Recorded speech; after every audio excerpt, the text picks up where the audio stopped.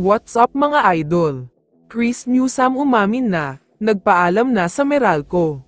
Pero bago mo sana ipagpatuloy ang panonood mo, ay huwag mong kalimutan na mag-subscribe bilang suporta sa aking YouTube channel. Maraming salamat idol.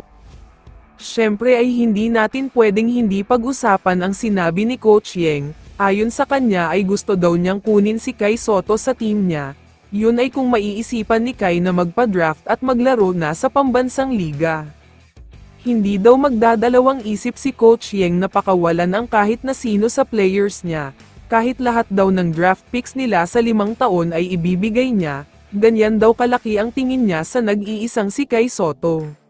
Pero alam niya na kung sakaling magpapa-draft ito, Hinebra ang posibleng bagsak niya dahil ito daw ang favorite team nito nung bata pa siya at gustong-gusto ng tatay niya dito kaya mukhang malabo talaga na makuha niya sa Ross si Sotto.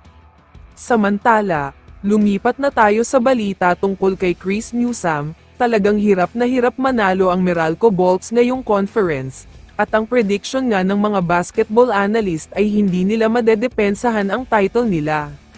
Sa kasalukuyan ay hindi talaga maganda ang win-loss record at standing nila, baka nga pati sa elimination round ay mahirapan sila para makapasok sa playoffs, kaya hindi na nakakapagtaka kung bakit frustrated si Newsome.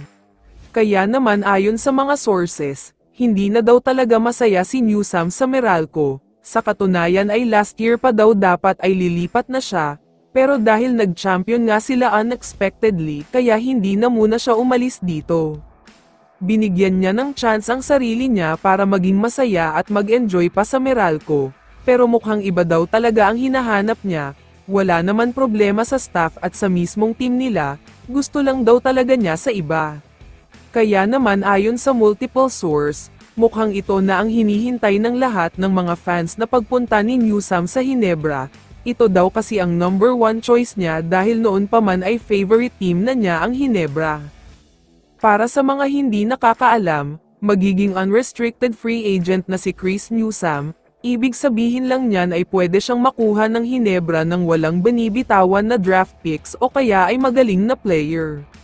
Kaya kung makukuha ng Hinebra si Newsome ay sobrang sulit talaga dahil two-way player siya, may depensa na at may opensa pa, kaya mukhang dapat na nating ituring na super team ang Hinebra ngayong All-Filipino Conference. Kaya naman kung ikaw ang tatanungin idol, ano ang masasabi mo kay Chris Newsome?